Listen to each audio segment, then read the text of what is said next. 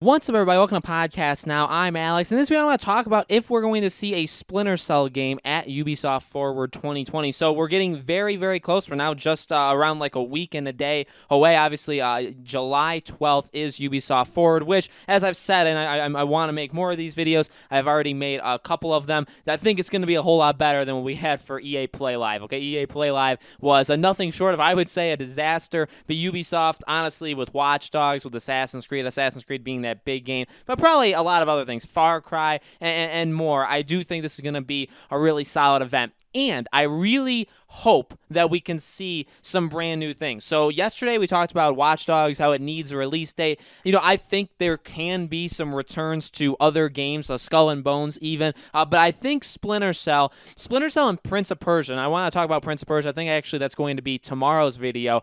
Splinter Cell specifically for today, it's a game that so many people want. Okay, honestly, so many people want. And it is a thing with Ubisoft, much like I guess it's a thing with any developer and publisher, that when we get close to any convention or conference or, you know, whatever from that publisher, the rumor mill starts to swirl again, where it's like, okay, are we going to get this? There's rumor. Everybody knows something all of a sudden, right? That always tends to happen. And last year was a really big, I feel like it was the last 2 years, but I remember last year more vividly because it was the most recent, was a very high push towards Splinter Cell. That's like, okay, can this finally be the year? And it definitely was Prince of Persia as well, but Splinter Cell 2 was, can this finally be the year that we get Splinter Cell? Now, Splinter Cell has been talked about by Ubisoft, that they know that it's a popular franchise. They know that people want it, and they're not done with it. It's not going to be a franchise that's not, I should say, it's not a franchise that's dead in the water. It's absolutely a franchise that will come back. And really, what better way to do, and so let me make the pitch to you,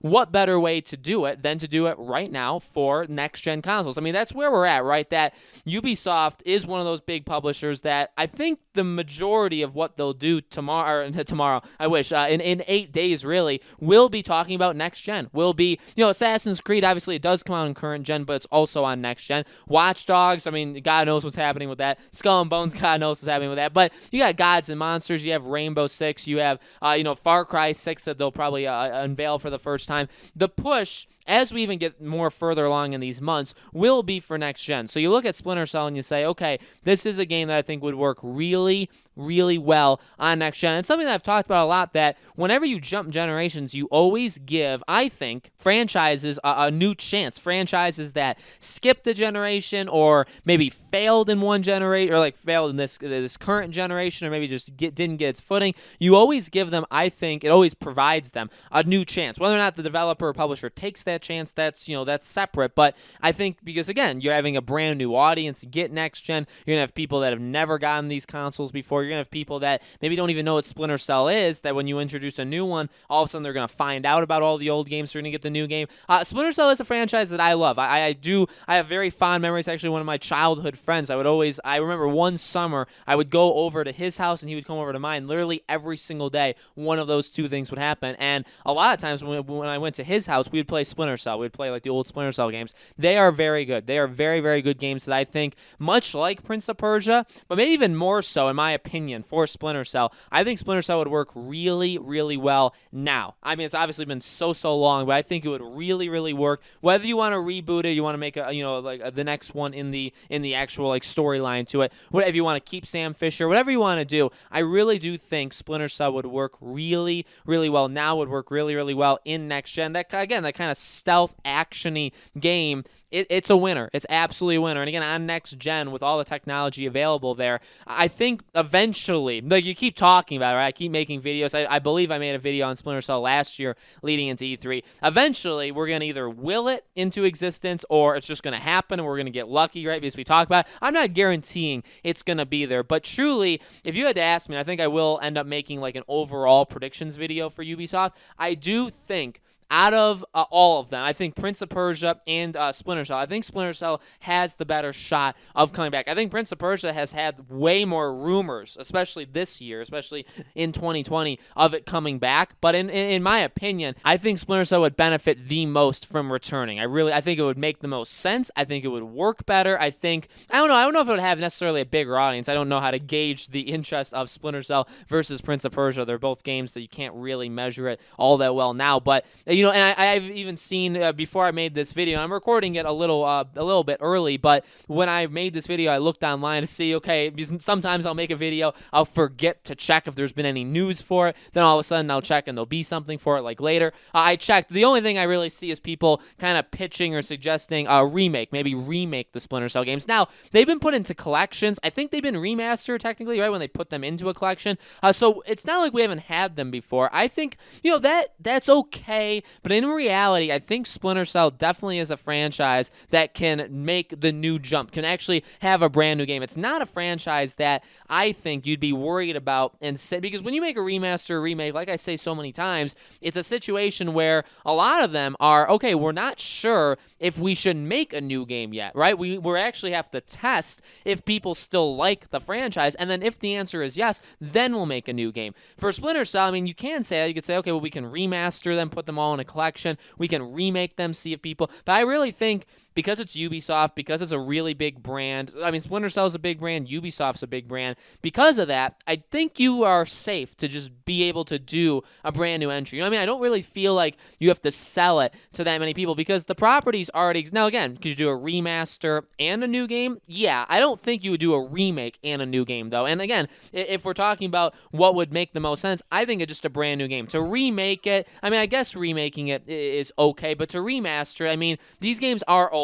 They haven't aged necessarily the greatest, but at the same time, they're still okay. But again, I mean, the idea of what Splinter Cell games are, I think could work so well with this next-gen console, with where we are now in 2020 and going forward in the future. I think you just jump to a brand new game. I really don't think you waste your time with remaking it or remastering it. Maybe you can eventually do that. Maybe you can have that happening at the same time. Maybe you can even do like a Mass Effect treatment like BioWare and EA is doing where, and in fact, we even know, like, they are working on a new Mass Effect game, but it's super early in development. But until then, we'll get the remaster. We'll get the Mass Effect remaster, the trilogy. So they could do that. They could do like a remaster of Splinter Cell. Just give it to people, whet the appetite, I guess see if people still want it. But at the same time, they're making Splinter Cell and it'll be out in a little while. Also, you got to think of, they don't like to, especially Ubisoft, they don't really announce games that are out so far in the future. You know what I mean? We know they'll focus heavily on the games that are releasing over the next like 9 months, Far Cry being the last. Now, Far Cry 6 would be the last one. It would be like March of 2021. I do think, again, they'd give us a little bit extra. Remember, they even did that with Beyond Good and Evil 2. That was kind of their example of doing that, where it's like, okay, we're going to give you a lot of games that are actually coming out soon, but then we're going to give you this that we know people have asked for. It's super early in development. You're not going to get it right away, but it's like a passion thing, right? We want to show you that it's happening, and they did that for Beyond Good and Evil. Could they do that with Splinter Cell? Could they do that with Prince of Persia? Skull and Bones is different because Skull and Bones they did want to release, and then obviously just a lot of problems hit. So it'll be interesting because I don't think they can do too many. Like, I want them to do Prince of Persia. I want them to do Splinter Cell. I want them to do Skull and Bones. But in reality, Ubisoft is one of those companies that focuses on the present very heavily. The upcoming 12 months even, and then maybe one, and even less likely 2 announcements of the farther future. Again, kind of just saying, hey, we hear you. We have some projects in early development. However, again, even adding on to that, and the last thing I'll say in this video is with next-gen consoles, and as I have said in the past, that does change up how publishers announce things. I talk about Warner Bros. They announce something and then releases right away. But with next gen, with the idea that next gen is right around the corner and everybody's so excited about it, it opens up the possibility for publishers to say, hey, we don't normally do this, but here's some games that are in early development that we're working on for next gen that we're super excited about, that you guys are going to be super stoked to see on next gen. And again, we wouldn't normally show you or talk about it because it's farther out, but because of next gen, we're able to and we're going to. I think Warner Bros. Actually has followed that with what they're going to do with Batman, what they're going to do with Rocksteady and Harry Potter. Even that's a good example. Rocksteady and Harry Potter, normally those games would probably be announced 3, 4, 5, 6 months before they release, and then they release. But instead, it's probably going to be a year plus that we get until we get these games. So that's very uncharacteristic by them. But again, next gen, you're showing off what you have in store in the future. I think Ubisoft is much the same. I think Ubisoft normally maybe wouldn't talk about games that are further out, but I think it's a higher possibility this year. And then honestly, after this year, not going to happen again for another 5, 6 years until we get to the next generation, right? But I do think, honestly, again, I'll make a video kind of combining all my predictions, but Splinter Cell, Prince of Persia, I think those are two of the more likely. I mean, I don't even have that many ideas of other Ubisoft projects, but out of those two, I really do think Splinter Cell would be the more likely. I do think eventually it's just going to happen. And again, we're going to get lucky that it's just at some random point, it's just we're going to be right about it, but I do think it's absolutely coming. So, guys, let me know in the comments below, what do you think? Do you think they're going to announce a new Splinter Cell game? Do you think they've been working on it? Let me know your thoughts in the comments below. As always, make sure you guys are subscribed to this YouTube channel Podcast Now. Hit the bell icon so you guys know when all these videos go up. And like I said, I'm going to continue. I want to talk about Prince of Persia. I want to talk about Skull and Bones. So there's going to be some future videos over the next couple days. And then before Ubisoft Forward, I'll have a overall predictions video. Obviously, I'll be covering Ubisoft Forward as well. So loads of Ubisoft stuff coming to the channel over the next couple weeks. Thank you guys for watching, and I'll see you all on the next video.